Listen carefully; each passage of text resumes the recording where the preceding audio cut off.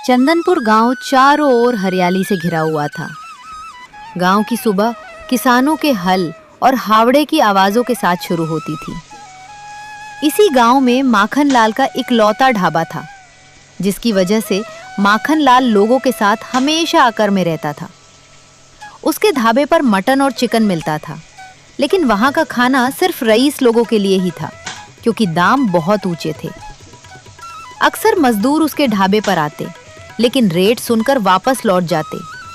उन्हें देखकर माखनलाल चिल्लाता था, ये ढाबा तुम जैसे गरीबों के लिए नहीं है। यहाँ सिर्फ वही आदमी खा सकते हैं जो रईस हों और बिना झिझके पैसे देकर चले जाएं। दिन बीतते गए। एक दिन गांव का एक लड़का विमल अपनी पत्नी के साथ शहर से वापस अपने घर लौटा। विमल के पिता हरिया काका, जो एक गरीब किसान थे, अपने बेटे को घर आता देख झूम उठे। अरे बेटा, तू आ गया। बहुत दिन हो गए तुझे देखे हुए, और तूने शादी भी कर ली, मुझे बताया भी नहीं। अरे पिताजी, कुछ हालात ही ऐसे थे कि मुझे करनी पड़ी। मैंने सोचा कि चलूं, आपसे मिल भी आऊं, और बहुत दिन हो गए गांव भी देखे हुए, तो गांव की याद भी बहुत आ रही थी। बहुत अच्छा किया बेटा जो तू घर आ गया। और बेटा, तुम्हारी इस पत्नी का नाम क्या है? आखिर मैं इसे किस नाम से बुलाऊं? नमस्ते बाबूजी, मेरा नाम चंपा है। आज से मैं यहीं रहूंगी। शहर में रहते रहते मैं ऊब गई थी। अब मैं गांव की हरियाली देखना चाहती हूँ, और ये देखना चाहती हूँ कि यहाँ के लोग कैसे रहते हैं। क्यों नहीं बेटी, तुम मेरे साथ रहोगी तो मेरे दिन और भी अच्छे गुजर जाएंगे। वैसे भी मैं बूढ़ा हो रहा हूँ, और अब मुझसे ज्यादा काम नहीं हो पाता। तभी विमल को बहुत जोर से भूख लगी। पिताजी, मुझे बहुत जोर से भूख लगी है। काश कुछ चटपटा और स्पाइसी खाने को मिल जाता तो दिल को सुकून मिल जाता।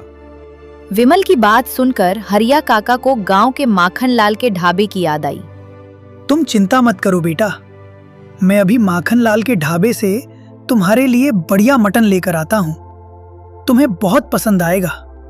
इतना कहकर हरिया काका माखनलाल के ढाबे की ओर थोड़ी देर में हरिया काका माखनलाल के ढाबे पर पहुंच गए और माखनलाल से बोले, अरे भाई साहब, मुझे कुछ मटन चावल पैक कर दो। शहर से मेरा बेटा और बहू आए हैं, तो मैंने सोचा तुम्हारे ढाबे का मटन चावल ले जाऊं। मेरे बेटे का काफी मन था, और उसे बहुत जोर की भूख भी लगी है। इतना सुनकर माखनलाल आग बबूला हो गया। ए हरिया, तुम जैसे गरीबों को आज खाना दे दिया, तो तुम जैसे लोगों को मेरे ढाबे पर आने की आदत पड़ जाएगी। जो रईस लोग हैं वो फिर यहां आने से कतराने लगेंगे। तुम जैसे लोग पैसे देने में भी आनाकानी करते हो, जबकि रईस आदमी तो बिना झिझके पैसे देकर चले जाते हैं। क्या मैं तुम्हारी वजह से अपना धंधा बर्बाद कर लूं? चल निकल यहां से, तेरे जैसे बहुत आते हैं। अरे बेटा, मेरा बेटा बहुत भूखा है, बस आज दे दो। आज के बाद मैं तुम्हारे ढाबे पर कभी नहीं आऊंगा। क्या कहा तूने? आज तुम्हें मटन चावल दे दिया तो मेरा ढाबा बदनाम हो जाएगा। मैं तुम्हें नहीं दे सकता। चल यहां से निकल। माखनलाल अपनी जिद पर अड़ा रहा और उसने हरिया काका को धक्के देकर ढाबे से बाहर निकाल दिया। हरिया काका उदास मन से अपना सिर झुकाए घर वापस लौट आए। घर पहुंचकर हरिया काका सोच में पड़ गए। वे सोचने लगे कि अगर मैंने विमल को माखनलाल की बदतमीजी के बारे में बता दिया तो न जाने वो क्या करेगा। इससे बेहतर यही है कि मैं कोई बहाना बना दूं। वे यही सोच ही रहे थे कि विमल ने पूछ लिया, अरे पिताजी, आप तो कुछ लेने गए थे, लेकिन खाली हाथ लौट आए, क्या हुआ? अरे बेटा, मैं जिस दुकान पर गया था वो दुकान ही बंद थी, इसलिए मुझे खाली हाथ आना पड़ा। ऐसा करो, तुम अभी मुंह धोकर बैठो, मैं घर में ही तुम्हारे लिए कुछ अच्छा बना देता हूँ। ठीक है पिताजी, आप जैसा कहें। तभी चंपा बीच में बोल पड़ी, अरे पिताजी, अब आप बैठिए। अब मैं आ गई हूँ, तो आज से रसोई का सारा काम मैं ही संभालूंगी। आप चिंता मत कीजिए, आखिर मैं किस लिए हूँ। ये सुनकर हरिया काका बहुत खुश हो गए। हाँ बेटी, तुम बहुत अच्छी और नेक हो। नहीं तो आजकल की शहर की लड़कियां तो बस काम चोरी करती हैं और बना बनाया खाना चाहती हैं। वो मेहनत करने से कतराती हैं। तुम जैसी बहू सबको मिले। बस कीजिए पिताजी, इतनी भी बड़ाई मत कीजिए। चलिए अब मैं कुछ स्पाइसी बनाती हूँ। आप क्या खाना पसंद करेंगे? अरे बेटी, तुम जो बना लो मैं वही खा लूंगा। इतना कहकर चंपा रसोई की ओर चली गई। दिन ढलते गए और सूरज की किरणें धीमी पड़ने लगी। धीरे धीरे समय बीतता गया और शाम हो गई। रात को सभी ने खाना खाया और सोने चले गए। अगली सुबह हुई तो विमल ने पिता से कहा, अरे पिताजी, अब मैं गांव घूम कर आता हूँ। मैं और चंपा थोड़ी गांव की सैर कर लेते हैं और देख लेते हैं कि गांव के लोग कैसे हैं। इन गलियों में घूमे हुए मुझे बहुत दिन हो गए हैं। हाँ पिताजी, मुझे भी गांव घूमना है। मैं भी देखना चाहती हूँ कि गांव के नज़ारे कैसे होते हैं और यहाँ की हरियाली कैसी है। हाँ बेटा, जरूर जरूर। इतने दिन बाद आए हो तो गांव घूम लो। ठीक है पिताजी, अब मैं चलता हूँ। मैं थोड़ी ही देर में वापस आता हूँ। इतना कहकर विमल और चंपा गांव की सैर पर निकल जाते हैं। चंपा और विमल गांव की गलियों में घूम रहे थे कि तभी उन्हें एक सौंधी खुशबू आई। ये खुशबू माखन लाल के ढाबे से आ रहे मटन चावल की थी। चंपा अचानक रुक गई। सुनो जी, मुझे बहुत अच्छी खुशबू आ रही है। चलो देखकर आते हैं कि वहाँ क्या बन रहा है। हाँ चंपा, खुशबू तो वाकई लाजवाब है और मैंने सुबह नाश्ता भी नहीं किया है। इतना बोलकर वे दोनों ढाबे पर पहुंच गए। माखन लाल ने उन्हें पहली बार देखा था तो वो उन्हें रईस मेहमान समझकर बड़े चाव से पेश आया। आइए आइए साहब, बैठिए बैठिए, मैं अभी मटन चावल लगाता हूँ। भैया जल्दी लगाओ, मुझे बहुत जोर की भूख लगी है। अब मुझसे बर्दाश्त नहीं हो रहा। हाँ भैया, जल्दी 2 प्लेट लगा दो। मेरे तो मुंह में पानी आ रहा है। अब बिल्कुल देर मत करो। हाँ भाभी जी, मैं अभी लगाता हूँ, बस आप बैठिए। माखन लाल ने तुरंत दोनों के लिए प्लेटें लगा दी। खाना खाते ही विमल और चंपा तृप्त हो गए। भैया क्या बात है, आपने बह गया। अरे साहब, ढाबा किसका है? माखन लाल का है तो स्वाद तो लाजवाब होना ही था। पूछो मत, बहुत ही स्वादिष्ट है। वैसे साहब, मैंने आपको इस गांव में कभी नहीं देखा। आप किसके रिश्तेदार हैं? अरे नहीं भाई, मैं हरिया का बेटा हूँ। शहर में रहता हूँ और कुछ दिनों की छुट्टी लेकर गांव घूमने आया हूँ। बहुत दिन हो गए थे गांव देखे हुए। इतना सुनते ही माखन लाल का चेहरा गुस्से से लाल हो गया। क्या तुम उस गरीब हरिया के बेटे हो? ये तुम पहले बता देते तो मैं तुम जैसे गरीबों को अपने ढाबे पर खाना ही नहीं खिलाता। तो इसका मतलब कल जो वो हरिया मेरे पास तुम्हारे लिए मटन चावल लेने आया था, वो तुम ही थे। मैंने तो उसे डांट कर भगा दिया था। ये सुनकर विमल का खून खौल उठा। उसे समझ आ गया कि पिताजी ने उससे झूठ क्यों बोला था कि दुकान बंद थी। विमल गुस्से में बोला, अरे माखन लाल, मैं तुम्हें पैसे दे रहा हूँ ना। तुम्हें तो सिर्फ पैसों से मतलब होना चाहिए, अपनी अकड़ से नहीं। अरे नहीं, तुम जैसे गरीबों को मैं अपने ढाबे पर आने ही नहीं दूंगा। यहाँ सिर्फ रईस लोग आते हैं और वही खाएंगे। ये ढाबा तुम जैसों के लिए नहीं है। चल निकल यहाँ से, दोबारा मुझे दिखाई मत देना। गरीब अमीर से क्या मतलब है आपको? आपको तो सिर्फ अपने पैसों से मतलब होना चाहिए। ज्यादा मत बोल, तू भी उस गरीब की बहू है। ज्यादा टिकट मत कर। चल निकल यहाँ से। ये अपमान विमल को चुभ गया। अरे माखन लाल, तू नहीं जानता कि तूने किससे पंगा लिया है। मैं शहर के बड़े बड़े रेस्टोरेंट में काम कर चुका हूँ और तुझसे कहीं बेहतर खाना बनाना जानता हूँ। मैं तो बस घूमते हुए यहाँ आया था, लेकिन अब लगता है कि तेरा यह घमंड मुझे ही तोड़ना पड़ेगा। बस 2 दिन रुक, मैं अपना नया ठेला लगाऊंगा और फिर देखना, तेरा ये ढाबा मैं बंद करवा कर रहूंगा। तू मेरा ढाबा बंद करवाएगा? तेरे जैसे बहुत आए और बहुत चले गए। चल निकल यहाँ से। ठीक है माखन लाल, याद रखना, मेरा नाम विमल है। इतना बोलकर विमल और चंपा गुस्से में वहां से घर वापस लौट आए। घर पहुंचते ही विमल और चंपा के गुस्से से भरे चेहरे देखकर हरिया काका सब समझ गए। उन्हें अंदाजा हो गया कि माखन लाल ने जरूर कोई बदतमीजी की होगी। अरे पिताजी, कल जब आप मटन चावल लेने गए थे तो माखन लाल ने आपको धक्के मारकर बाहर निकाल दिया था। आपने मुझे ये बात क्यों नहीं बताई? अरे बेटा, जाने दो उसे। वो बहुत जालिम इंसान है। वो तो हमेशा हम गरीब किसानों पर अत्याचार करता रहता है। आज तक कोई भी किसान उसके ढाबे पर खाने की हिम्मत नहीं करता। पिताजी, आज मैं भी वहीं गया था। उसने मुझे भी गरीब बोलकर बहुत बेइज्जती की और ढाबे से निकाल दिया।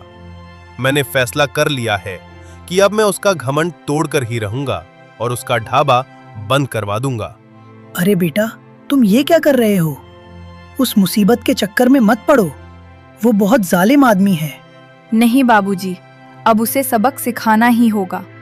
सुनिए जी, आप तुरंत बाजार जाइए और एक ठेला और कुछ अच्छे मसाले खरीद कर लाइए। हम कल सुबह ही अपना नया ठेला लगाएंगे। अब हमें उसका घमंड तोड़ना ही होगा। हाँ चंपा, बिल्कुल, मैं भी यही सोच रहा हूँ। अब मैं उसे दिखाऊंगा कि एक गरीब किसान का बेटा क्या कर सकता है। अरे बेटा, एक बार और सोच लो। मैंने सोच लिया है पिताजी। मैं शहर के रेस्टोरेंट में ही काम करता था। मैं वहां एक मुख्य रसोइया था और कई तरह की रेसिपी बनाना जानता हूं। अब आप मेरे हाथों का जादू देखना। आप देखना कि लोग कैसे मेरे ठेले की तरफ खिंचे चले आते हैं। इतना कहकर विमल जोश के साथ बाजार की ओर निकल पड़ा। विमल बाजार से ठेला, मसाले और जरूरी सामान लेकर घर लौट आया। अगली सुबह होते ही उसने चूल्हे पर मटन चावल तैयार किया और गांव की चौपाल पर अपना ठेला लगा दिया। ठेले पर बड़े अक्षरों में लिखा था, देसी मटन चावल। शुरुआत में वहां कोई दिखाई नहीं दे रहा था, लेकिन जैसे ही मटन चावल की सौंधी खुशबू पूरे गांव में फैली, लोगों के कदम रुकने लगे। उसी समय गांव के मुखिया और उनके मुनीम रामू माखनलाल के ढाबे की ओर जा रहे थे। तभी खुशबू ने उन्हें अपनी ओर खींचा और उनकी नजर विमल के ठेले पर पड़ गई। वे खींचे चले आए और विमल के पास पहुंचे। अरे बेटा, क्या बनाया है? खुशबू तो बड़ी लाजवाब आ रही है। बस कुछ नहीं मुखिया जी, आज मटन चावल बनाया है। खुशबू तो बड़ी लाजवाब है। स्वाद कैसा है? एक प्लेट लगाना। जी मुखिया जी, मैं अभी लगाता हूँ, आप बैठिए। विमल ने प्लेट लगाई और जैसे ही मुखिया और रामू ने पहला निवाला लिया, उनकी आंखें फटी की फटी रह गई। वे एक एक करके दोनों लोग प्लेटें चट कर गए। वाह बेटा विमल, तूने तो बहुत लाजवाब बनाया है। सुगंध भी लाजवाब है और खाने में भी लाजवाब है। सच में माखनलाल के ढाबे से कहीं बेहतर है। आज के बाद मैं यही खाने आऊंगा। क्यों नहीं मुखिया जी, आपका हमेशा स्वागत रहेगा। आप जरूर आइएगा। आखिर ये ठेला आप सभी के लिए ही तो है। बता बेटा, कितने पैसे हुए? पूरे 50 रुपए मुखिया जी। अरे बेटा, सिर्फ 50 रुपए? माखनलाल तो 70 रुपए लेता है। मुखिया जी, मुझे अपनी लागत और मेहनत के हिसाब से ही पैसे लेने चाहिए, ज्यादा नहीं। हमारे इस ठेले पर गरीब अमीर सब खा सकते हैं। यहाँ किसी रईस होने की शर्त नहीं है। बिल्कुल सही कहा बेटा, तूने तो सबका दिल जीत लिया। ये ले 50 रुपए। आज बहुत दिनों बाद मन तृप्त हुआ है। अब मैं चलता हूँ। इतना कहकर मुखिया और मुनीम रामू मुस्कुराते हुए वहां से निकल गए। तभी गांव के दो किसान जग्गू और श्यामू विमल के ठेले पर आए। मटन चावल की सौंधी खुशबू से उनका मन मचल उठा। अरे श्यामू भाई, क्या खुशबू है, मेरे तो दिल को छू गई है। क्या बना है भाई? अरे जग्गू, पहले रेट तो पता कर ले, कहीं माखनलाल जैसा ना हो। अरे भाई, बस 50 रुपए है। क्या, सिर्फ 50 रुपए? माखनलाल तो 70 रुपए लेता है और ऊपर से हम जैसे गरीब मजदूरों को अपने ढाबे के पास फटकने भी नहीं देता, धक्के मारकर भगा देता है। हाँ भाई, मुझे भी उसने भगा दिया था, सिर्फ इसलिए कि मैं हरिया का बेटा हूँ, एक किसान का बेटा। उसने मुझे और मेरी पत्नी को बहुत बेइज्जत किया। तभी मैंने ठान लिया कि अब उससे बदला लिया जाएगा। इसलिए मैंने ये ठेला शुरू किया है, जहां अमीर गरीब सब एक साथ बैठकर खा सकते हैं। सच में भाई? तो फिर एक प्लेट लगाओ, हम भी जरा स्वाद चखें। विमल ने बड़े उत्साह से दोनों को प्लेट लगाई। खाना चखते ही दोनों की आंखें खुली की खुली रह गईं। वे बिना एक पल गंवाए, बिना नजर हटाए, मिनटों में पूरी प्लेट चट कर गए। अरे भाई, सच में बहुत लाजवाब बनाया है, मजा आ गया। दोनों ने पैसे दिए और वहां से चले गए। धीरे धीरे विमल के ठेले की चर्चा पूरे गांव में फैल गई। अब गांव के रईस लोग भी जो माखनलाल के ढाबे की तरफ जाते थे, खुशबू से खिंचे चले आते और विमल के ठेले पर ही खाने को मजबूर हो जाते। उधर माखनलाल अपने खाली ढाबे पर बैठा परेशान हो रहा था। आज ढाबे पर एक भी ग्राहक क्यों नहीं दिख रहा? आखिर गांव में क्या हो गया है? उसने खुद को दिलासा देते हुए कहा, कोई बात नहीं, धंधा है, कभी कम कभी ज्यादा तो चलता ही रहता है। वो ये सोचकर अपनी चिंता दबाने की कोशिश करने लगा। इधर विमल का सारा मटन चावल देखते ही देखते बिक गया। काम समेटकर शाम होने से पहले विमल खुशी खुशी अपने घर की ओर निकल पड़ा। अगले दिन सुबह विमल जल्दी उठा और बाजार से ताजा मटन लाकर घर पर ही लजीज मटन चावल तैयार किया। वो उसे लेकर वापस चौपाल पर अपने ठेले पर पहुंचा। धीरे धीरे लोगों की भीड़ जुटने लगी। लोग मटन चावल का मजा लेते और विमल की खूब प्रशंसा करते हुए जाते। तभी गांव के धनी राम सेठ विमल के ठेले पर आए। अरे बेटा, क्या बनाया है? खुशबू तो बड़ी लाजवाब लग रही है। मैं तो माखनलाल की दुकान पर जा रहा था, लेकिन तुम्हारी इस खुशबू ने मुझे यहीं खींच लिया। कुछ नहीं सेठ जी, बस सादा सा मटन चावल बनाया है। बेटा, स्वाद तो अभी से लाजवाब लग रहा है, मुंह में पानी आ गया। जल्दी से एक प्लेट लगाओ। सेठ और उनका मुनीम दोनों बैठ गए। विमल ने फुर्ती से दोनों को गर्मा गर्म प्लेट परोसी। पहला निवाला खाते ही दोनों की आंखें फटी की फटी रह गईं। थोड़ी ही देर में उन्होंने पूरी प्लेट चट कर दी। वाह विमल, सच में लाजवाब है। आज तक मैंने ऐसा स्वाद नहीं चखा। माखनलाल के ढाबे पर तो सिर्फ नान था, वहां तो कोई स्वाद ही नहीं है। आज से मैं तुम्हारे इस ठेले पर रोज आऊंगा और गांव के अन्य लोगों को भी लाऊंगा। सेठ जी, आप जब मन करे तब आना, आपका स्वागत है। सेठ ने पैसे दिए और वहां से चले गए। इतना कहकर सेठ धनीराम के चले जाते हैं। सेठ धनीराम के चले जाने के बाद माखनलाल स्तब्ध रह गया। उसे याद आया कि विमल ने उसे चेतावनी दी थी कि वो उसका ढाबा बंद करवा देगा। उसे अब अपनी गलती का एहसास हो रहा था। काश मैंने विमल के पिता और उसकी पत्नी के साथ बदतमीजी न की होती और उन्हें बुरा भला न कहा होता, तो आज ये दिन न देखना पड़ता। क्या कर दिया मैंने तो बस दूसरों को नीचा दिखाने के चक्कर में अपने ही पैरों पर कुल्हाड़ी मार ली। माखनलाल अपनी दुकान खाली देखकर पछतावे में डूबा रहा, जबकि दूसरी तरफ विमल का सारा मटन चावल देखते ही देखते बिक गया और वो खुशी खुशी अपने घर की ओर निकल गया। इस कहानी से हमें ये शिक्षा मिलती है कि हमें कभी भी अपने काम या हैसियत पर घमंड नहीं करना चाहिए। अहंकार इंसान का पतन कर देता है। जिस तरह माखनलाल ने अपने अहंकार में दूसरों का अपमान किया, उसका नतीजा उसे अपना धंधा खोकर भुगतना पड़ा। वहीं दूसरी ओर विमल ने अपनी मेहनत और विनम्रता से लोगों का दिल जीता। हमेशा याद रखें, व्यवहार ही आपकी सबसे बड़ी कमाई है।